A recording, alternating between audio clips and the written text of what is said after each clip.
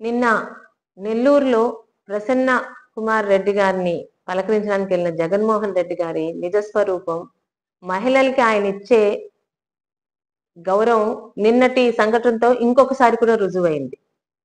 ఇంత నీచాతి నీచంగా తన మీద గెలిచిన ఒక ఎమ్మెల్యే మహిళ వరుసకు సోదరి అయిన ప్రశాంతి రెడ్డి గారి మీద తన మాజీ ఎమ్మెల్యే మాట్లాడితే నిన్న ఆయన మీద కోర్టు కూడా మీరు ఇలాంటి మాటలు మాట్లాడకూడదు, ఆయన మీద కేసు పెట్టి కేసును విచారణ తీసుకుంటే ఆయన్ని పరామర్శించిన జగన్మోహన్ రెడ్డి గారి నిజాయితీ నీతుల గురించి ఆయనే మాట్లాడాలి, సాక్షి ఛానలే మాట్లాడాలి.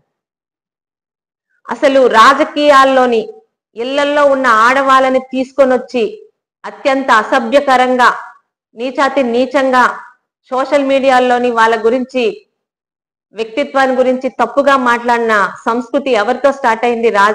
ఆంధ్ర రాష్ట్ర ప్రజలకి మేము ప్రత్యేకంగా చెప్పక్కర్లేదు. ఏ రోజైతే వైసీపీ గద్దెనెక్కిందో 2019 నుండి ఇలాంటి ఒక నీచ సంస్కృతికి దారి తీశారు. ఈరోజు తన ఎమ్మెల్యే చేసిన పనికి పరామర్శ అంట. దేనికి పరామర్శ చేస్తున్నారండి? సిగ్గుండాలి. 5 సంవత్సరాల్లోని రాష్ట్రంలోని మీరు చేసిన అభివృద్ధి ఏమి చెప్పుకోలేక ప్రజావేదిక కూలదోతతో మొదలైన మీ అరాచకాలు 5 సంవత్సరాలు ప్రతిపక్షాల్ని ప్రశ్నించే ప్రజల్ని, నిజాలు చూపించే మీడియాల మీద ఆంక్షలతోని అరెస్టులతో సాగిన మీ 5 సంవత్సరాల పాలనకి ప్రజలు మీకు చెప్పుతో కొట్టినట్టు 153 సీట్లతో గెలిచామన్న మీ గర్వాన్ని ఈరోజు 167 కన్నా ఇంకా నీచంగా ఓడిపోయి 11 సీట్లు మాత్రమే మీకు మిగిలిస్తే కనీసం ఆ 11 సీట్ల కన్నా న్యాయం చేయడానికి అసెంబ్లీకి రాకుండా ఇంకా ఈ రోజు పాత బాటే పడుతూ అబద్ధాలతోని ప్రజల్లోకి వెళ్ళడానికి ప్రయత్నిస్తున్న మిమ్మల్ని చీకొట్టే రోజులు పోయి రేపు ఉదయం చెప్పులతో ప్రజలు కొట్టే రోజుకి మీరు తీసుకొని వస్తున్నారు. ప్రశాంతి రెడ్డి గారి మీద జరిగిన మీ ఎమ్మెల్యే మాట్లాడిన మాటలు సభ్య సమాజంలో ప్రతి ఒక్కరూ అసహ్యించుకుంటున్నారు.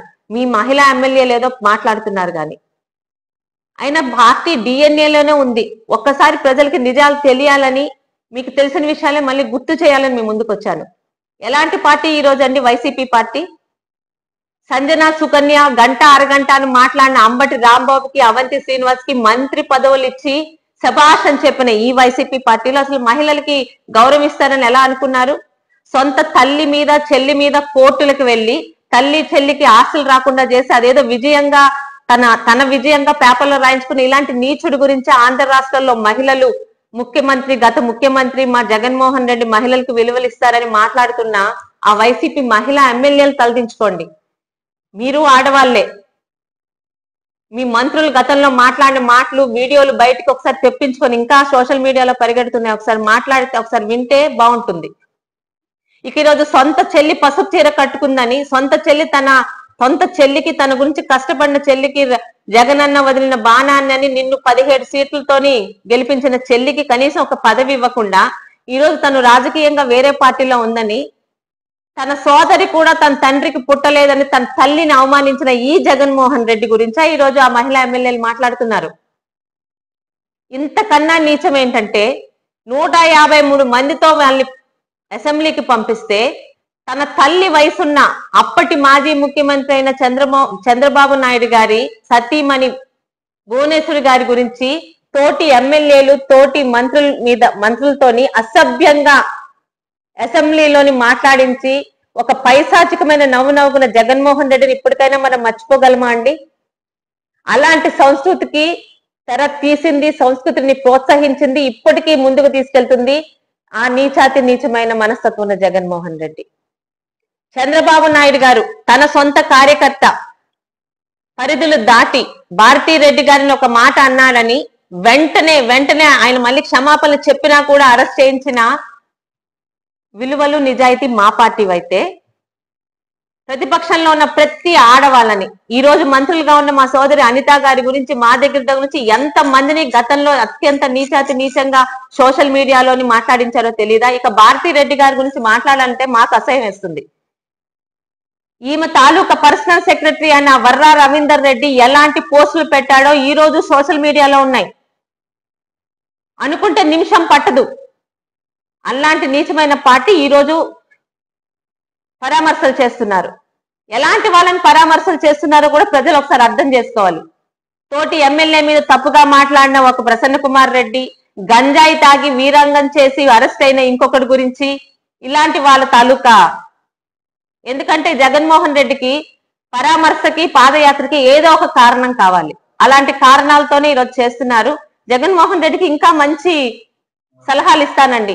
గతంలో మీ గవర్నమెంట్ లో నందం సుబ్బయ్య గారిని, తోట చంద్రయ్య గారిని కూడా పట్టబగలు రోడ్డు మీద అతి కిరాతకంగా చంపిన మీ నాయకులు కార్యకర్తలు ఉన్నారు. అలాగే రమ్య లాంటి ఎంతో మంది ఆడపిల్లల్ని రోడ్డు మీద అత్యంత కిరాతకంగా పొడిచి చంపి పారేసిన నేరస్తులు ఉన్నారు. అలాంటి వాళ్ళు కూడా ఖాళీగా ఉన్నట్టున్నారు. మీకు ఎలాగో పరామర్శలకి పాదయాత్రకి కారణం కావాలి కాబట్టి అలాంటి వాళ్ళని కూడా పరామర్శించండి. ప్రజలు ఇప్పుడే మిమ్మల్ని అసహించుకున్నారు. ఇక చెప్పుతో కొట్టే రోజులు త్వరలోనే ఉంటాయి. నీతి, నిజాయితీ, విలువలు అనే మాటలు మాట్లాడడానికి కూడా మీకు అర్హత లేదని, ముఖ్యంగా స్త్రీల గురించి మీరు గత 5 సంవత్సరాలు చేసిన అరాచకాలు ఎప్పటికీ మేము మర్చిపోలేము, మర్చిపోనివ్వం కూడా ప్రజల్ని.